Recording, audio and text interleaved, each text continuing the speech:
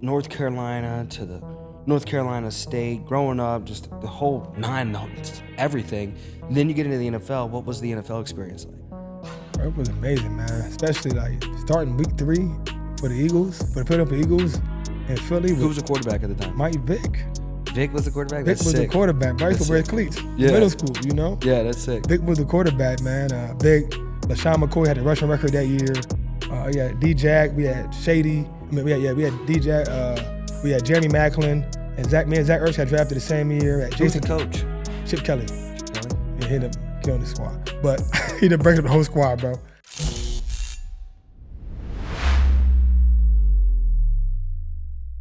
Another episode of Adversity Kings. We got special guest today. We got Earl Wolff. How you doing, bro? We're doing good, man. Blessed to be here, man. Blessed. Yeah, how you feeling? I'm feeling good, dude. I'm feeling good. It's a good week. It's a good day. A lot of momentum. Things are Yes. going good, officially in Miami. So Yes. feeling good, man.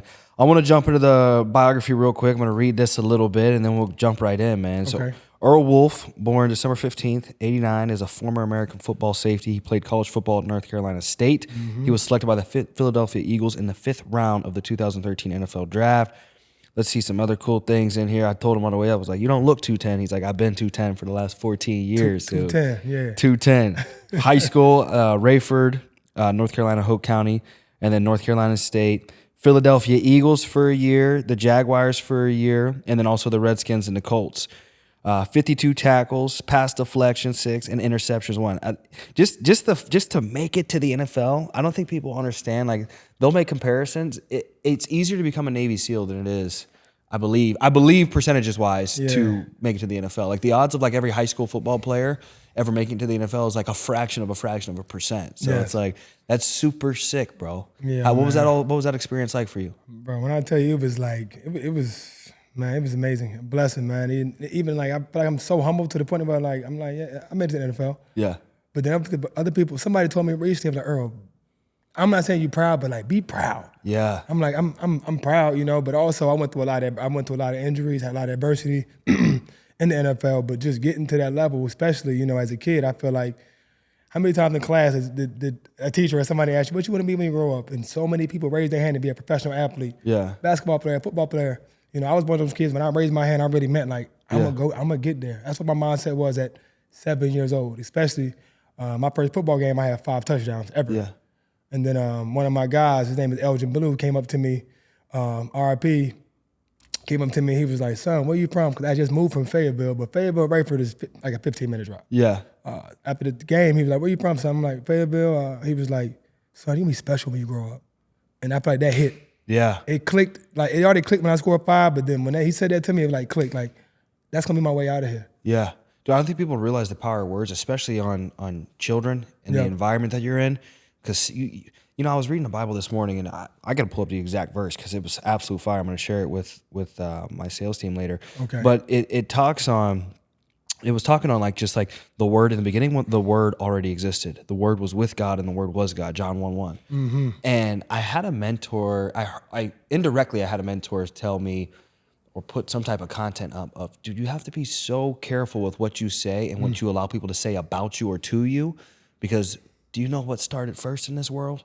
And people will be like, the sun, the water, God did this and God did that. He created the heavens. No, God spoke. And then there was light. Yes. You know what I mean? So it's like, it's so crazy to hear you Powerful. say that, because like someone spoke and then you felt life. So it's like, that's incredible to hear that, because I've been hearing like since being like, oh, dude, you could speak, you should preach and all that. And it's like, it's crazy to hear, because I can see it. Because I always curious, I'm like, what made him different than the thousands, the millions of young men, young women that are like, I'm going to go do this, I'm going to go do that, I'm going to be in the NFL. And then you do it.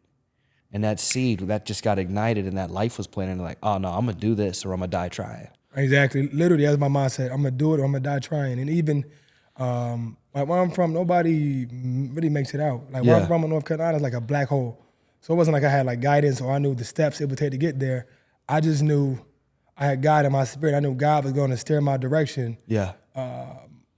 Because of my faith, because of my discipline, and just because how bad I wanted and how hard I worked, you know? Yeah. I always wanted that mentor. I always wanted somebody to tell me like, hey man, this is what you should do to get there. This is what you can do to get better. So I just came up with it on my own as a kid, and So from high school to college to NFL, I did something every day to get better. I stayed after practice 15 minutes a day. I would invite my guys to stay with me to work, or I would do it by myself, you know. And I feel like, you know, I was already blessed athletically, and me doing that gave me that edge, but also gave me that confidence to know, like, when I stepped on the field, nobody out there wasn't seeing me. Yeah. Like, I worked harder than all y'all. Yeah. I'm about to make y'all feel this. And that was my mindset. Yes. Yeah. 1,000%. And you were a running back too. Yeah, You know running what I mean? back since I was 7, running back. And then All American running back, I believe. High school. well, high school, I played so many positions. Yeah. I didn't even have really a chance to be a Yeah. All-American. You still did some incredible things because you still had some high school records and things I was reading that you did. Bro. I played every position you could think of, especially my senior year. My senior high school, if we had a team that had like a balanced attack, I would play safety. Yeah. If we had a team that had a really good receiver, I would be a corner. Yeah. We had a team that just ran the ball, I would be a linebacker. Yeah. So they moved me around a lot and utilized me in different positions. You like when you play Madden, you just use that guy for everything. Yeah, bro. I was like somewhat of a creative player somewhat. Yeah, 1,000%. And also you track as well, long jump and triple jump. Triple jump, yeah. So I qualified for nationals in 10th grade in the long jump and triple. Yeah. Then I ended up getting the worst shin splints ever in my senior year, so I really couldn't. I still did good. Yeah. But I really probably couldn't get better because back then, I said, where I'm from, there's not a lot of money there. Yeah. So we was running on asphalt, jumping on asphalt, running on asphalt. Yeah. So my shin splints got real bad in my sophomore year. And then a year after year, it would just come back and come back. And just for me to like put two and two together, because I grew up, it was just my mom. We grew up on food stamps and food bank lines. Now, like, what was your come up like? Was mom, dad there? Were you guys financially blessed? My mom from North Philly, my dad from like Dorchester and Boston. Okay. So both very rough areas, but they both met in the military. My mom was Army 32 years. Wow. My dad was in for about 16-ish. They ended up separating when I was in 2nd grade. That's when I moved from Fayetteville to Rayford. They separated. I don't know why, but they separated when I was in 2nd grade, and we moved to Rayford. I said, which is like 10 minutes away, and we lived in in both times. You know, when they were together, we lived in a very, very rough neighborhood. When my mom got single, of course, you know, she ended up having to take all the financial gains. You know, so we lived in a very rough neighborhood apartment complex. In Rayford. It's me, my brother, my sister. Yeah. Best friends, you know. Went through a lot together, did everything together. Still close today? Yeah, still close. That's how me and my sister are. Yeah, man. Me and my brother, my brother lives in Miramar, so he lives close. Yeah. My sister lives in North Carolina, 4 kids. Yeah. I'm like their father. Yeah. So yeah, man, growing up it was rough, especially like just that area where I'm from, even Fayetteville, Rayford. Yeah, my mom did everything, bro. She was a superhero, and I never ever saw her complain. Yeah. I never saw her complain. I never seen her sad. I never seen her look like she was struggling. Yeah. That's even though she was, you know. I feel like especially back then, our moms and grandmas were like superheroes to us. Yeah. But she was always been my number one supporter, still is.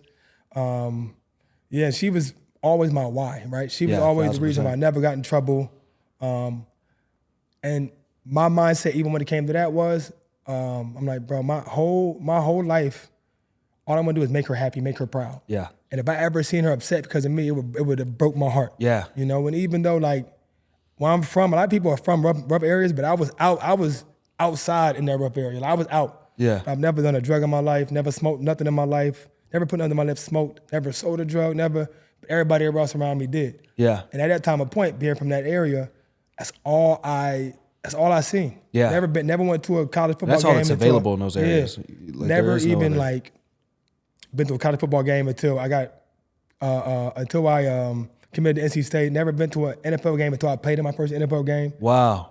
Never even really watched football on TV because we had like one TV. And my mom and my sister controlled it. I just loved the game of football that much. Wow. Yeah. Did you have like, even though there wasn't much exposure to it, did you have like a favorite player, a favorite team? Yeah, my favorite player. So I played running back. My favorite player at that time was Barry Sanders. Barry Sanders was cool. So Barry Sanders, Randy Moss. Yep. And my favorite safety has always been Air Reed. Yeah. Wow, dude. But then also Michael Jordan is from like an hour away from me. So I was 23 my whole life growing up, and my mindset was I wanted to be the Michael Jordan of football. Yeah. And literally, that's how hard I worked.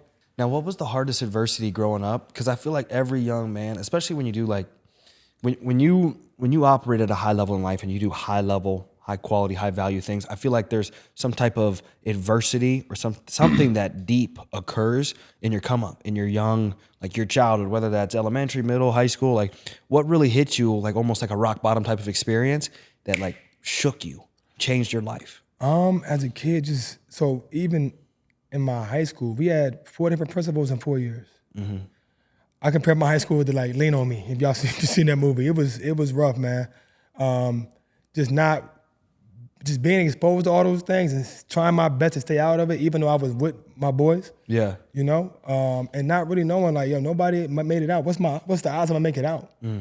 So just keeping that mindset and being a leader, even though everybody else was doing other things. Yeah. And I said I was in there, like we was outside. I was seeing shootings and being around shootings and drugs and all these things. So being able to stay away from that and knowing like, yo, I can always be I am who I am. Yeah. I'm not about to try to act a kind of way because it's considered being cool or anything like that. Like I am who I am. I'm gonna be me regardless. I don't care who around. You know, like I said, even though I was born in the hood and raised in the hood, like I don't look at myself like, oh yeah, are you hood? Like a lot of people do. They try to put on that image and that persona. But I always had my guard up to a certain extent, especially growing up because of that. Do you think because of the label that you gave yourself, it forced you to live up to a different standard? Like, because when I'm sitting here thinking, I was like, well, how are you able to be around that and not participate in it? And the only thing that psychologically would make sense is when a human creates some type of vision or something for themselves, it creates a level of standards that align with it as well. Like if you just look at yourself as part of the gang, then you cool doing what the gang is doing. But if you look at yourself as like somebody that stands apart, you could associate, like Jesus associated with the sinners, but he wasn't like the sinners because he knew the vision was, he was higher than that. You know what I mean? Like, would you say that was probably it? I would say I was very similar to that. But I wasn't perfect either, you know? Yeah, no, 1,000%. You know, because where I'm from, especially like in my city, it's a lot of Bloods. Yeah. And all my boys was Bloods. Growing up, to be honest. So I was like associated because I was with them. Yeah. But that still wasn't who I was. But also, even in that mindset as a kid, like I got, my city's called Bucktown. I got Bucktown tatted right here. Yeah. My mindset used to be like, yo, I'd die for this. But now I don't know, like, I'm doing something crazy, but like, this is what I rep, this is who I am. Yeah. You know, but still being able to be like, I'm not doing that. I'm not doing this. Y'all wanna do that, y'all can do that, but I'm gonna still be this. I'm gonna still do this and be this way because once again, this is who I am. And I know as a kid, until I got saved when I was 17, I thought, yo, why am I different? Like, why don't I want to do these things? Like, why do I want to be this way? Like, not saying like it was the cool way, but I got looked at a little different by some people, which I didn't care, you know? Yeah. But I'm like, why am I that way? And when I got saved when I was 17 at church. When I went to church, I was going there for an event. I'm like, man, one of my best friends, she's like, Earl, it's gonna be basketball, football, free food, and some girls. I'm like, oh man, I'm there. Yeah, church was always. And then she was like, oh yeah, Earl's gonna get a little service too. I'm like, I don't care about service, but like, as a kid, you really like, don't. Yeah, like I'll do the service. Yeah. So I ended up going football, basketball, free food, chicken. I love some fried chicken. The afterwards at the service, I'm there. I'm like, bro, it probably lasts. My friend was like, Earl, probably lasts about 30 minutes. So I went to the service and I remember standing there. I used to be shy. Yeah. To talk to women, especially women I didn't know at that time. Which I used to be very, very shy. So I'm like, I don't know these girls, but she pretty, you know, whatever. Yeah.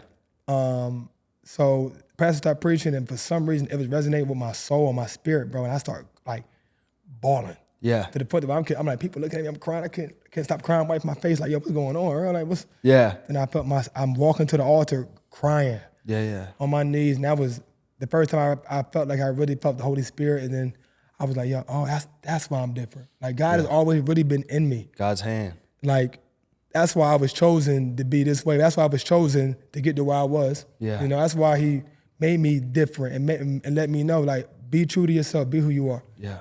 That's so fire, bro. So you get saved, you're 17 years old, college is right around the corner. You never even saw an NCAA game or anything like that. Ever. What made you choose North Carolina State? So even that story, so my junior year, I started seeing a lot of guys getting a lot of offers. I'm like, bro, I'm better than all of them. Like, they're not better than me.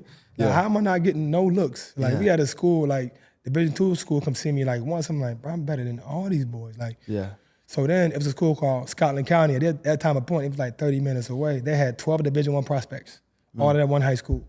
So so NC State, Duke, and ECU coach, they were traveling together. So they were at Scotland County recruiting, and then their head coach there was like, before you leave, the best athlete in the conference is at Hope County High. So I'm playing basketball. All of a sudden, I see three coaches walking. I'm like, oh, who are they here for? And I asked to talk to me. I run over them. I'm excited. I'm like, hey, hey, talk to me for a little bit. Give me some information of camps they're having. But it wasn't like a scouting camp. It was like a camp where all kids go to just to play football. Like, Yeah. It's really it's like their money-making camp. Yeah. They don't really expect to like find no prospects there. So my mom, my dad coming up with some money. My dad sent me like $250. Mom sent me $250. I used one to go to ECU camp, one to go to NC State camp. Now in that age, I'm like, man, I'm thinking about getting fresh, but I'm like, my future. Yeah. But I was really going there to learn how to play safety because I just had started playing a lot of safety, Yeah. a lot of defense. So I'm like, I'm gonna go to these camps. I'm gonna learn how to play safety. I'm gonna come back and teach my guys, like teach my teammates. Yeah. That's really what my mindset was. So I go to the ECU camp, I crush it. I go to the NC State camp, and I feel like we get there kind of late because my mom had got off work late. And as we get there, the first question they say, hey, we're gonna have you play two positions. Of course, one offense, one defense. So I went to the running backs, 'cause I played running back my whole life. And Coach Swepson at that time, he was like, it was a bunch of guys. It was like probably 500 plus kids out there. He was like, if you think you're a Division I running back, step up right now. I step right up. First person to step up. Start doing all these drills. After all the drill work, he was like, hey son, you do these drills all the time? I'm like, this is my first time doing any of these drills. He asked me my information, I wrote it down. I go to DB. Coach Reed, who's still my guy to this day, one of my best friends. He's actually the assistant head coach at Clemson. Wow. Go over there, he's teaching all of us how to play DB. Then we go to 7-on-7. This is where I shine. So we go to 7-on-7. I'm like, okay, I can't shine at really running backs. Not much I can do. 7-on-7, do a little bit, make a couple people miss. So I ended up playing receiver. And it was like 10-minute halves, 2 10-minute halves. I ended up scoring like four touchdowns, all in the back of the end zone, jump balls. I had little birds that called me Randy Moss at the time. Everybody called me Randy Moss at the time. So I killed it, I killed the 7-on-7. I mean, like crushed it. To the point the first day. So, this was one thing I still noticed that still goes on today. How the smaller schools find their recruits is they go help at these big Division I school camps. Yeah. So like North Carolina Central was there. James Madison was there. ODU was there. North Carolina A&T. And after that first day, I got offered from every Division I AA school that was there. So I'm like, bro, I'm going to college. I'm hyped. Yeah. I'm like, yo, what? So that second day, they ended up having a bunch of recruits come in, a bunch of kids they were scouting. That's why I really got to showcase what I can do. So once again, I balled out that day. They had like a corner there from Florida that was like a 4-star corner. It was hyping him up, me and him at 1-on-1, killed him. Killed him. Yeah. Then we went to 7-on-7. He was back on corner. And then at this time of point, all the coaches were watching like, it was like they had like 6 games going on at once. And all the coaches were on golf carts watching people play. And this time of point, it was like a big game because it was like a couple of Division I guys, and I was the only Division I guy on my little 7-on-7 team I was with. Yeah. So they all watching that game. Every coach that was watching that game. And one play, the offensive coordinator stops him. He says, hey, stop. He's like, hey, deep ball right now to Earl Wolff, deep ball in the corner right now. End zone. Cover 2 man. I'm like, cover 2 man? I'm corner and the safety up at the top. Like, I'm like, let's do it. Something the ball, run, outside release, jump up over both of them, catch it, toe tap in the back of the end zone. They went crazy. But I went so hard that second day, I had a full body cramp. Yeah. It was a 3-day camp, so I couldn't even compete the Thursday. So we ended up losing like the championship game, but I ended up winning like the little MVP. And then afterwards, the coach, Simon O'Brien, who was the head coach at the time, walked up to me. He says, he was like, so my mom ended up coming too. She ended up seeing the end. She comes over.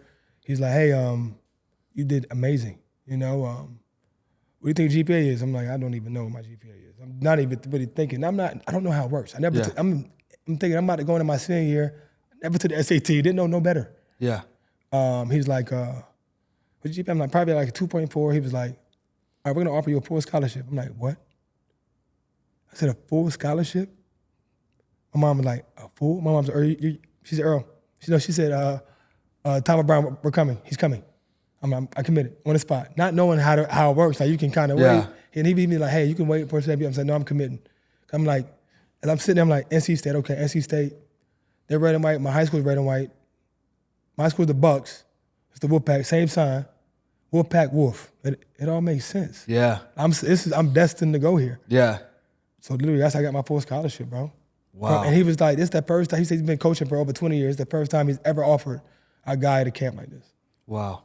Bro, so I'm like, bro, all this is, the way my life is just, don't get me wrong, it's taking a lot more hard work, which I'm okay with, but I'm like, yo, this is all God's plan. Yeah. When you look back, it makes sense on like how God puts everything together. Man, when you're in the midst of it, though, you feel Everything. lost. Like, where's the next step? Even with the NFL draft, same thing, you know? It's crazy. Dude, so getting in, like, I want to get into the NFL draft. Threw me off. I'm trying to think in regard to what I wanted to say on this. Let's jump into the NFL draft. I'm going to think what I wanted to say. All right. So how did the draft work? So I ended up being a 4-year starter in college. Even after my first year, I didn't know a lot of things mentally. I was struggling mentally when it comes to the plays, especially shifts in motions. Yeah. And the defense changing with shifts in motions. So I was second on the team in tackles my freshman year, but I had a lot of mental errors. Yeah. So I ended up getting benched. And when I got benched, they didn't play me for the rest of the year. They was very upset with me. Yeah. Because just I would have like 15 tackles, 5 mental errors. Yeah. You know, they run a dig on the post and jump in the dig, touchdown. Yeah. Just didn't really know that much. So my freshman year in college, after the season, my D coordinator comes up to me. You know, we have a meeting. He's like, "Hey, Earl, I think you did this year." I'm like, I played well, but I struggled mentally. But he looked at me. He said, "Earl, I've been coaching for 20 plus years. I won a national championship at LSU." He was like, "I've coached a lot of dumb players, and everything I coach is stupid. Sometimes I think you're stupid." He looked at me like in my eye and told me that. And I feel like at that time of point, as my mom be in the Army, I'm very disciplined. Yeah. It's two things I could have been upset and be like, I'm leaving, because he's like, either you can get it right or you can transfer. Yeah.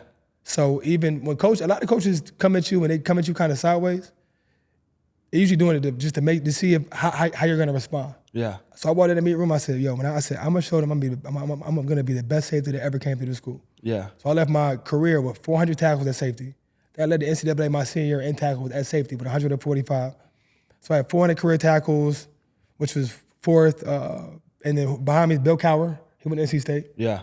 And then I had top first and forced fumbles, most career games played in NC State history.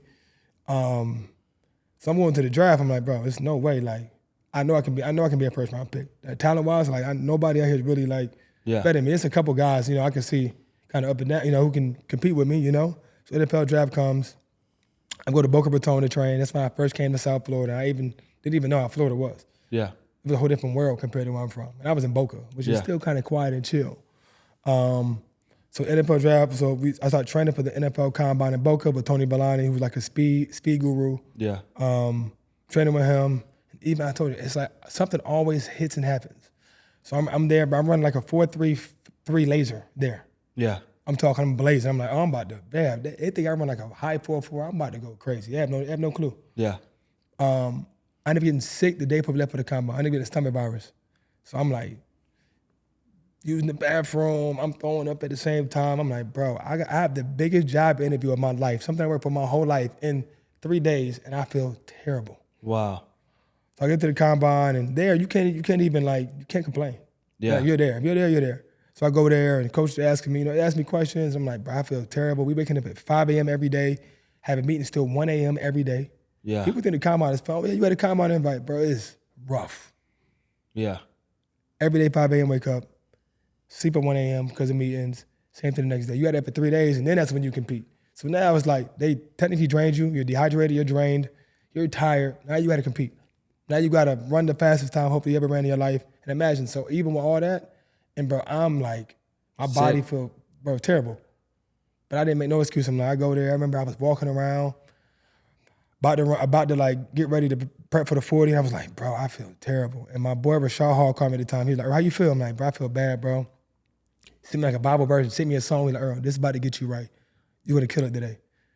Put it on, read the Bible verse, put the song on, and my whole mindset just shifted. So I ended up going to the combine. I ran a 4.37 at that time, which was like second at all safeties. Had a 40-inch broad jump, 40-inch vertical, which was second in that time. I had the longest broad jump in NFL history as a safety, Wow. 11.2. I had the fastest shuttle. Being sick, cramping and everything, you know? So you go to drill work, but I'm cramping the whole time, whatever. But I left very like, yo, God, God really gave me the energy and just the power to push through that. I'm like, bro, I feel like every time at the biggest stage of my life, something happens. Yeah. But most importantly, one thing I learned was when you think you're by yourself, God is always with you, you know? Always with you. So the NFL draft comes, and I just killed the combine. I'm starting having individual visits. Usually when you have like a good amount of individual visits with teams, that means you'll go pretty high. But you had the second or third round pick. I ended up having this huge draft party back home. Big time like lawyer back home, Harry Sutherland, he funded it all for me. You know, I still thank him to this day. I had a whole thing. A lot of my family came down. My mom was born and raised in North Philly. Yeah. So like maybe 20 family members come down from Philly. So you know, the NFL draft, the first day, I'm watching the first day of the draft, which is just the first round, knowing that I'm good enough to go there. I'm like, bro, I might get drafted today. And I'm very positive. You know, I'm very like honest with myself. If I didn't think I was a first round talent, I wouldn't even watch them. I'm like, I knew I was talented enough to potentially slide, especially my projections were second and third.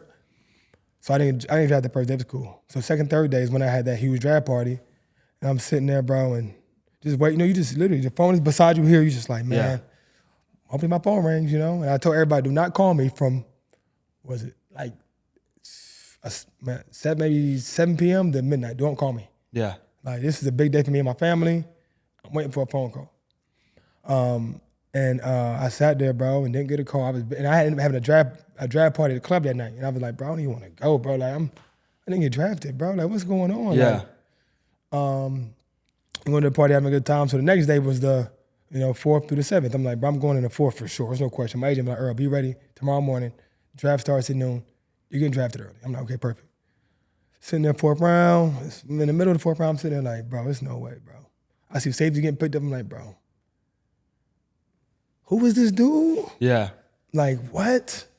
How am I sliding, bro? This is crazy. So at the end of the 4th round, I get a phone call from Philly. From like a Philly phone number. I'm like, bro, somebody from my family. And I answer the phone with like kind of attitude. Hello?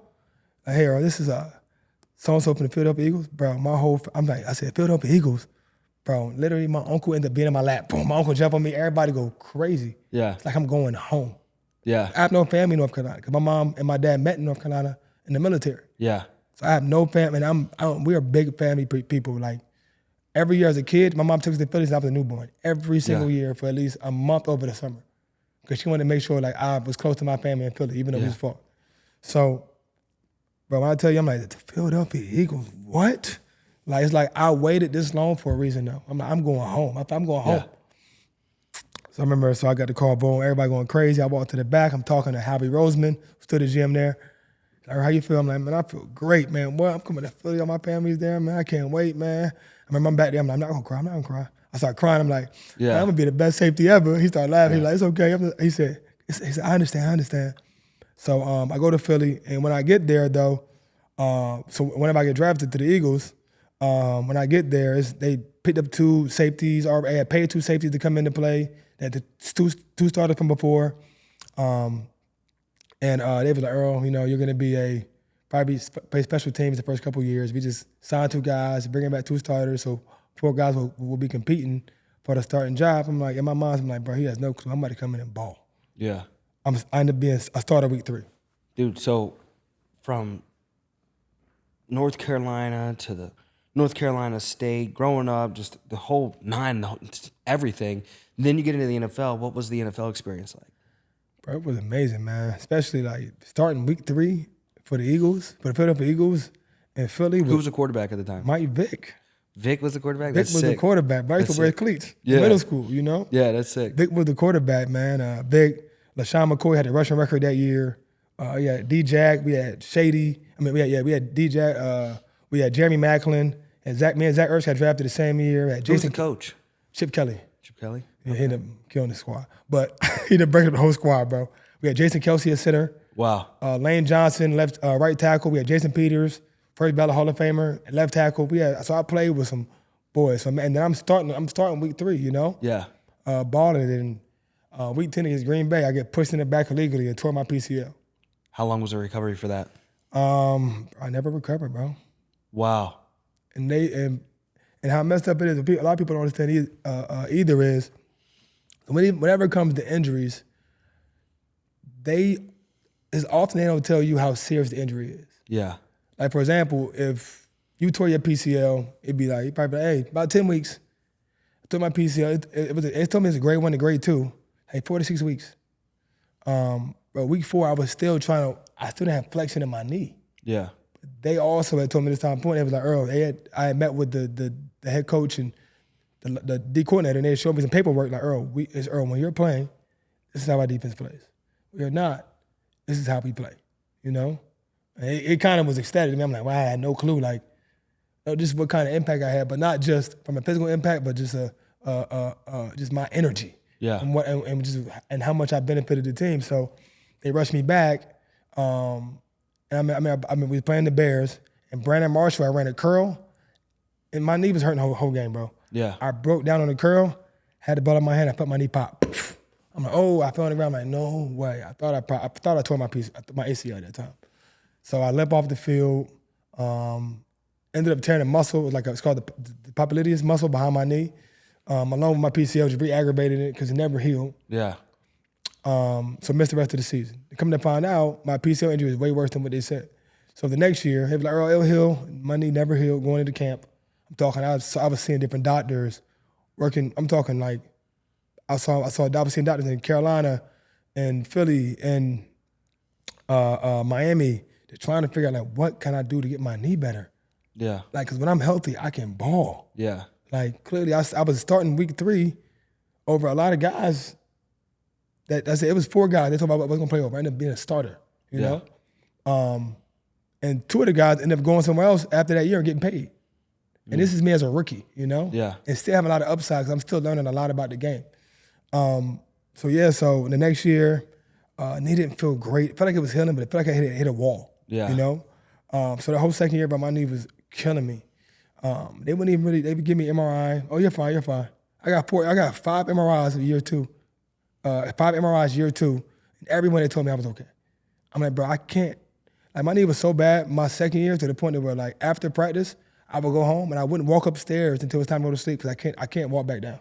Yeah. That's how much I was taking a lot of pain pills just to ease the pain-ish. And at this time, a point you could put Toradol in IVs. So I was getting Toradol in IVs. I just trying to, I just want to make it through here, you know. But then it was bad. It was never better.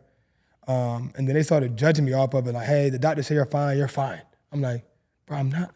I can barely walk. Yeah.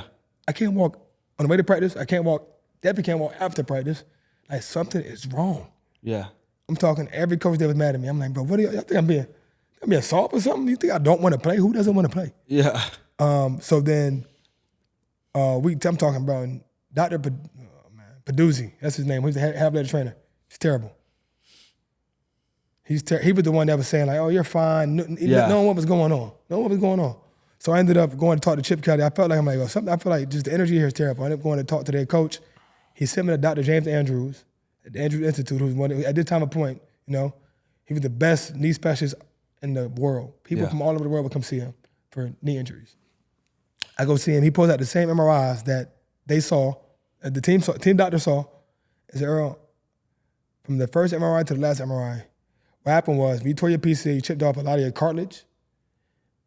And first of all, your PCL wasn't a grade 1. It was a grade 2 to 3, which you should have been out a lot more time to heal and recover. But because you didn't, you didn't even from bone to bone. So now, he said, your bones start rubbing on your cartilage. He said, so now, you better have any cartilage. I'm going to have to do a microfracture. I'm like, what is that? He was like, so if you would have came to see me, probably after the second, third MRI, did the knees cleaned you up, you would have been fine in 4 weeks. He said, because it is, you're going to probably have to miss like 10 months. I said, 10 months? So, of course, I'm pissed. I go into surgery, boom, get the surgery. Was out for 10 months. Even at 10 months, he had followed his protocol. He didn't follow the protocol. Ended up messing up my knee again. I was out for 10 months, got cleared for 3 days, had to go back in for another surgery, miss another 6 months. Wow. Then I signed with Jacksonville. Damn, dude. What was that like on your mental health in the midst of all of that? Bro, that's when I got into gambling after that. Yeah. Like I gambled my whole life, but we was gambling like little, not nothing crazy. But that's when I started going to the casino. Yeah. And I feel like I was the only one I could really still compete Yeah. at a level, not a high level, because you can't beat the casino. Yeah. And you can't beat them. Yeah. Yeah. That's when I got into the casino, bro. And that was my only addiction I probably ever had in my life. Wow. So I would be at the casino, bro, like every day, bro. Yeah. Every day, just about. Yeah. Do you know the Nelk Boys? Who? The Nelk Boys? Yeah. So I did a podcast with Bob Menery. He's like one of the Nelk Boys. And I met him at a casino. I was honestly there because there was an entrepreneur there. And he was hosting some event, do a podcast with Bob Menery. And I never gambled in my entire life. And he's like, yeah, I'll do your podcast. He's like, but let's gamble first. I'm like, for real? yeah. And I was like, bro, we played slots, just slots, until 2 a.m. Bro, that's how it is, bro. And I lost like probably 3-4 bands, but I was like sick because I like. Yeah, especially you never gambled. Yeah, you lose never gambled. $50, you're upset. Yeah, I was pissed. I was like, this is not worth for the podcast. Bro, it's not worth it, bro. And we did another podcast, and it was the same deal. I was in Arizona, and this was a couple months ago, and I was like, yo, let's shoot another one. He's like, all right, bet, meet me at the casino. It was 4 a.m. I woke up early. I'm on Eastern time, so I'm like up early. It's 4 a.m. Bro's still at the casino. Bro, that's how it He's is, like, I'm bro. at the casino. Come up here. I'm like, that's wild, dude. Bro, that's really how it is, bro. Like the longest I've ever been at a casino. I remember one of my best friends, Dapper, he lived in Philly, a rapper. We was gambling together at like 11 a.m. He ended up going to New York. He's like, I'm gonna go to New York for like 16 hours. Yeah. I'm like, okay, bro, just hit me tomorrow. I won't be here for too long. So I was up like 20K, bro, in like 30 minutes and didn't leave. I'm like, bro, I'm about to win like 100K today. It's about to be the best day of my life. I lost that whole 20K like this. What game? So I said, Baccarat. It's Okay. gonna be me and all the Asians kicking it. Yeah. So, bro, I ended up saying, I'm not leaving until I get my 20K back. Yeah. Yes. You know how long I stayed, bro? How? I was there to the next day to 12 p.m., bro. Like 24 hours, bro. That's hilarious. Eating, coming Yeah. back, look at my phone like, bro, I gotta get this money back to leave. Yeah. That day, bro, I drove home, that day, bro, and I was so tired, I dozed off on the bridge. Damn. On the Walt Whitman Bridge. I dozed off, hit like the side of my, I said, that was a wake-up call. Yeah. Bro, you gotta stop, bro. Yeah. You gotta stop, bro. Yeah, bro. I ended up stopping for like a couple months. I'm like, bro, I gotta stop, bro. I should never, like, what am I doing? Yeah. And I'm at this time point, I'm injured. I'm like, bro, this is really my hard. Yeah. I'm talking like, I'm putting my life on line for this money, bro, and I'm gambling with this money, bro. Yeah. What am I doing? You gotta do And it. like, bro, I used to be on my knees praying, like, God, help me. Like, God, please, I don't want to gamble no more. Yeah. Like, that's how bad it was. Yeah. That's crazy. The best way to gamble is to gamble with someone else's money. Yes. So I remember Bob actually introduced us to Dana White, and Dana just hands him a wad of money, and I was like, sick experience. You were seeing all this. But then I see these guys, Dana pulls out, he's got like $100,000 cash. They're playing on blackjack and don't care if they lose it. Didn't care. Another kid was there, didn't care. Pulled out 100 bands cash. I saw a kid lose 100 bands cash on blackjack, go get another 100 bands.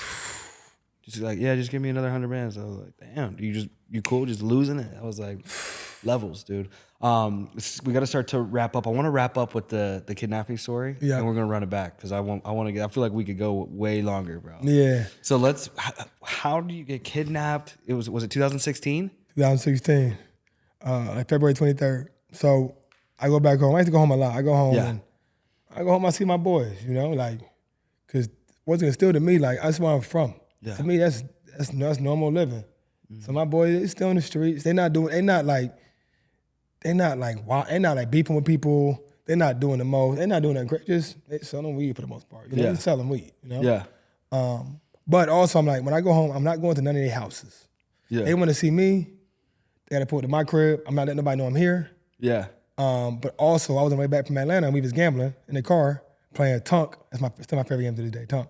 I lost like $5,000 in the car, bro. Yeah. On the way back, I said, oh, nah, tomorrow I'm back, we gambling. This is like, I just got back to North Carolina for the first time since the season ended. So the next day, I called my boy, like, hey, bro, let's play today. Okay, me, you, and Nuke. I said, let's do it. So then we ended up going I said, bro, I'm not going to your crib, though. So we go to the girlfriend's house. It's in the suburbs. I'm like, bro, I might be there for a couple hours, max. Yeah. I call my sister, like, yo, and every time I go home, I go pick up my nephews and my niece from school. I surprise them. So I go home.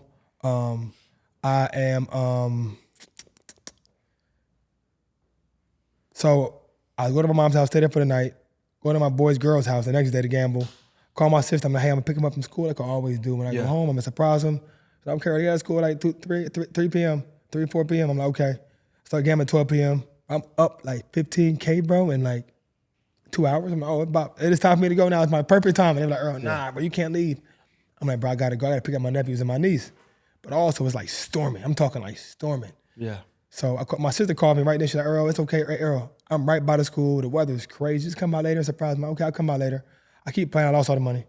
Yeah. So I ended up being there till like midnight. To midnight, bro. Now I'm there to midnight trying to get my money back.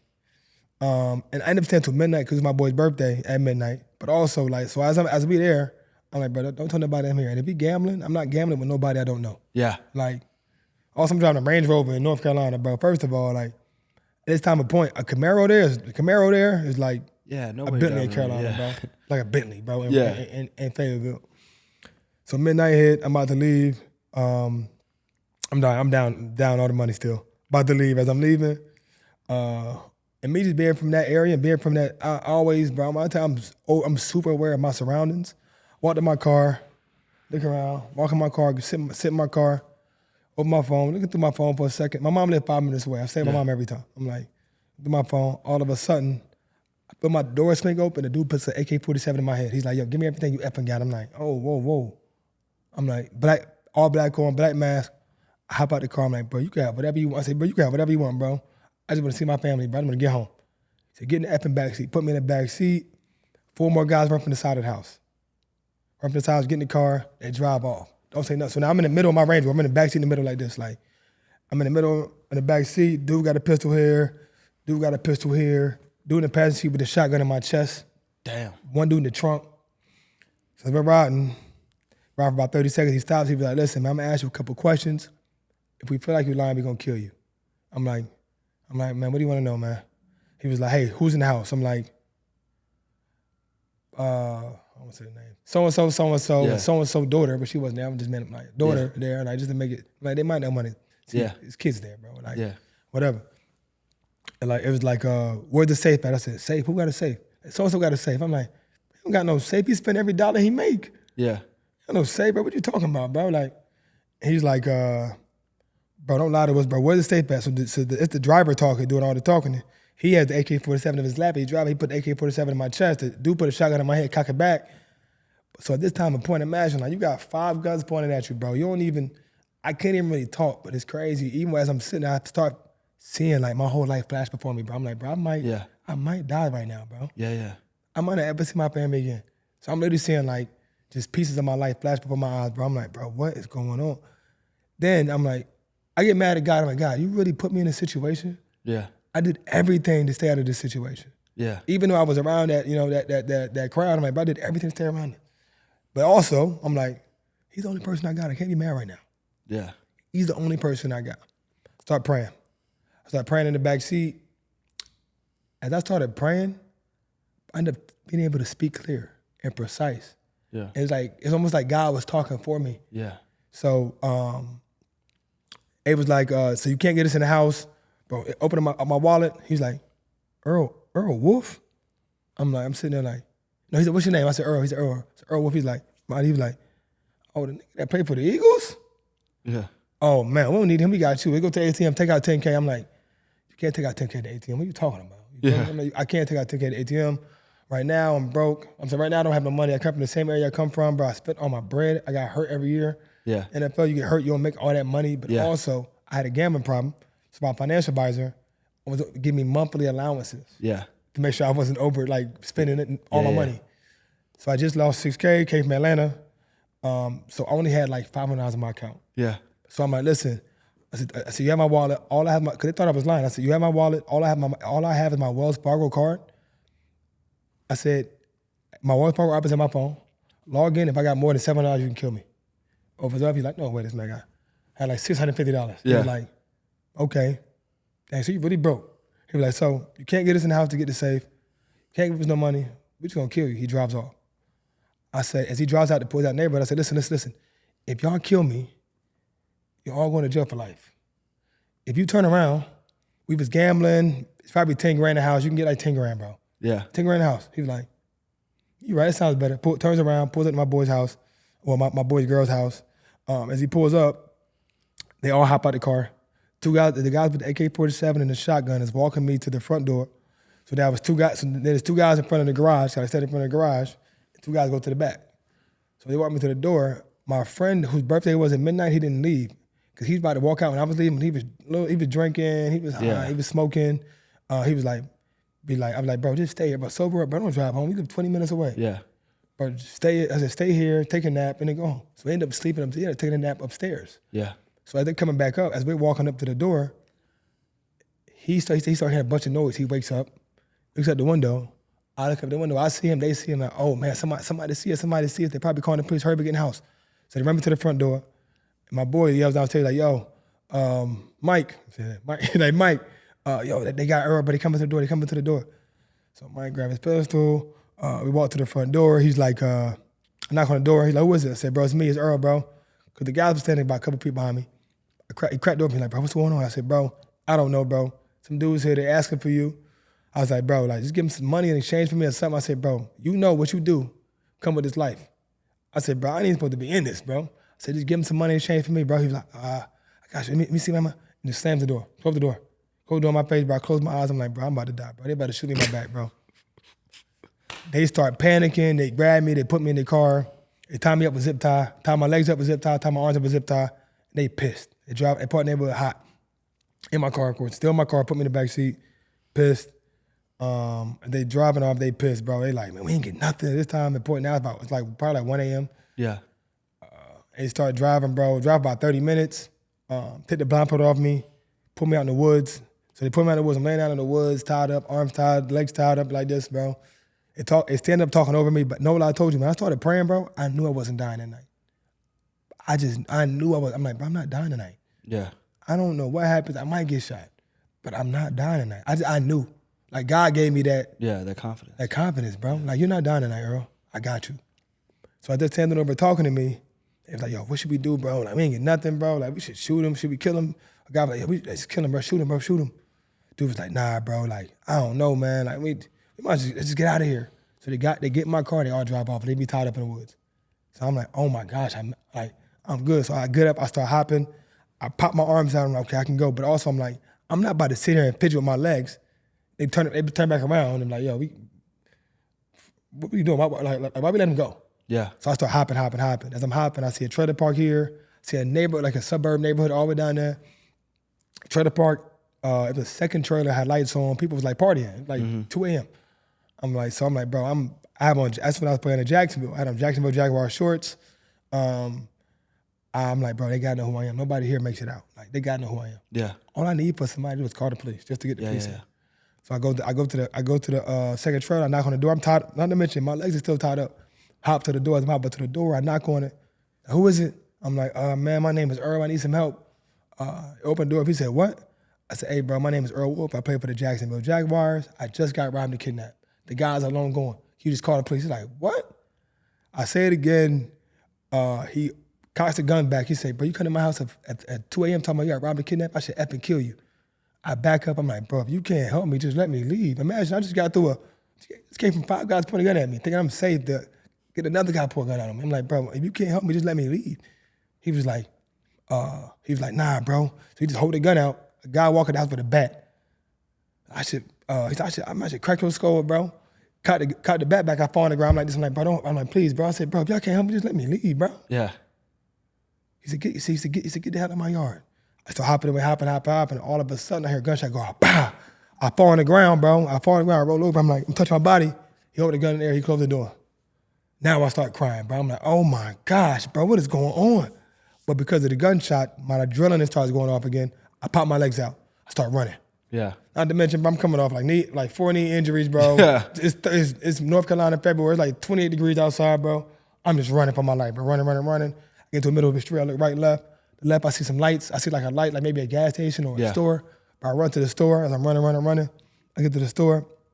Bro. I'm like, I see the lights are on at the store. I go to the store, nobody's working. I'm like, oh my gosh. See a payphone, go to the payphone, no lie. Go to the payphone, cord is hanging. I'm like, bro, I just got no hope. Like, no hope right now, bro. So then I ended up going kind of to the side of the building and hiding once again because I don't want the guys to to pull back around and be like, Yeah. yo, he's there. Like, get him. Like, Yeah. we should put him back in the car. So I'm at an intersection though, so I'm like, somebody's gonna stop. I know how to speak. Somebody's gonna stop. I don't look like I'm high on drugs. I just need help. Yeah. I need somebody to call the police. The cars are driving by. I'm like, hey, excuse me, ma'am. Can you call the police, please? I need help. And looking at me and dropping off. But also, I'm standing probably about 50 feet back. I'm not even, about 50 feet back. I'm not about to approach the vehicle to a window. It's late. So a couple ends up coming to the gas station. As they come to the gas station, the car is like smoking. Yeah. So I kind of walk up, of course, still not close. I'm like, hey, sir, ma'am, I've been robbed and kidnapped. I play for the Jacksonville Jaguars. Can you please call the police? It was like, what you want to do? I said, just call the police. I'm like, yes. She's like, of course we call the police. She called the police. I'm like, bro, thank God. So I said, hey, if y'all feel safe, y'all can leave, please. Thank you for calling the police. I know. She said, no, we're gonna stay here with you. So they stayed. Like 5 police cars pull up. As the police cars pull up, so now I'm in a different county. They don't even know what happened. I'm in a different county. So they come. It was like, hey, what happened? I tell them the story. It was like, what? So a lady officer was like, she said, are you safe? Are you hurt? I said, no, not at all. I did get, like, they put a gun in my knee, said, we'll blow your knee off. They pistol with me, but I had like a little bloody lip, but I was fine. Yeah. I was healthy, like nothing happened to me. So I told her, she was like, hey, I have a question. She was like, do you believe, I said, are you a believer? I said, yes, ma'am. She was like, do you have a strong praying family? I said, yes, ma'am. My mom, my grandma, my aunts, a lot of them, they pray by name every day. She was like, usually we get this phone call, it's usually like, so-and-so's missing, might not never see you again, or we found them and they're dead. Usually she said, especially if we don't give them nothing, we ever go through something where somebody goes through this and we find them and they're healthy. Yeah. So I call my mom, she sleeps, she don't even know what's going on. So I call her, it's like she heard my voice. Hey, Earl, are you okay? I said, Mom, I just got robbed and kidnapped. She, quick, get paid. I said, Mom, I'm fine with the police. I'm safe, I'm healthy. I said, where are you? She started crying. Wow. I said, Mom, I'm crying. I'm crying again because I'm happy. Yeah. I get to hear my mom's voice again. Yeah. So the police gave her the details. She's on the way there. I called my sister. My sister crying, bawling. She was like, Earl, I said, Earl, you gotta stop hanging with those boys. Like, they're not bad people, but you never know what they got going on back home. And Earl, you gotta stop looking at yourself as a normal guy. You're not normal. You might be normal to you and humble. She's like, but you're not normal. Other people don't see you as being a normal guy. You gotta stop moving like that, Earl. I'm on the way. I said, Shanae, you got the kids. Relax. I'm safe. I'll see you tomorrow. Yeah. So the police officer take me back. To the scene where the zip ties came off. Where he dropped me off at, and then the zip ties popped off when the guy shot the gun. Yeah. When I went for help. So the police go back up that trailer. He's putting the light on the trailer, waving the light on the trailer. The guy that shot the gun in the air start walking outside. He was like, hey, the police officer says, what happened whenever you went to the house? I could have been like, yo, bro, they shot at me. I say, nothing happened. I said, it just didn't help me. Just where I'm from, bro, just the code, bro. Yeah. I live by the code, bro. Yeah. So I'm like, hey, they just didn't help me. So I left. Yeah. So the guy comes in the house, he comes to the police officer, like, yo, somebody came to me, talking about they got robbed and kidnapped about an hour ago. I'm like, yeah, he did. The guy tries to rush me to fight me, bro. Police officer pushed him down, like, what are you doing? He was the one that robbed and kidnapped. Dude tried to fight me. I'm like, bro, let him go. What's up? Let him go. Now I'm more mad at him than the other dude. You feel me? Like, let him go. What's up? What's up? So then, go to the police station. It's time and point. My mom had already called my boys. Yeah. To let them know what's up. My best friend, still to my best friend to this day, he called him. He like run the city. He called him. He like, Earl, bro, like, I don't know the way they did you, bro. Like, bro, we gotta get him. We ready right now. We gotta get him. Like they gotta feel us. They gotta know, bro. Nobody mess with you. Cause even when I'm back home, when I go out, I'm like 15 deep back home. 15 deep, bro. When I leave, all the homies want me to my car. They make sure I get out of there. Nobody follow me. Yeah. Call me, you get home early. You anybody follow you, call us. Like that, bro. Like, yeah. I feel like you would have saw me back home. You'd be like, yo, who is this dude? Like, he plays football, but is he in the streets? But it was because the level of respect I always gave everybody else. Yeah. I never let myself be a bigger than anybody. So I got the same amount of respect back. Yeah. So I'm talking, I'd be out, dude, be like, hey, Earl, man, you good, bro? I don't even know. You good? Like, Earl, you had a problem, but let us know you putting on for the city. Let me know, bro. Choppers in the back, whatever you need, bro. I'm like, no, I'm cool, bro. I'm safe. I'm good, bro. So my boy, he like, hey, we gotta get him. We know who did it. We know where they at right now. He said, bro, tell me to go. I'm like, bro, do you know? I said, do you know? I prayed the whole entire time, bro, and God removed me from that situation safe and protected, bro. I said, as mad as I am right now, and as mad as I do want you to get him, I said, bro, we gotta let God handle the rest, bro. Please, just let God handle it, bro. He was like, dang.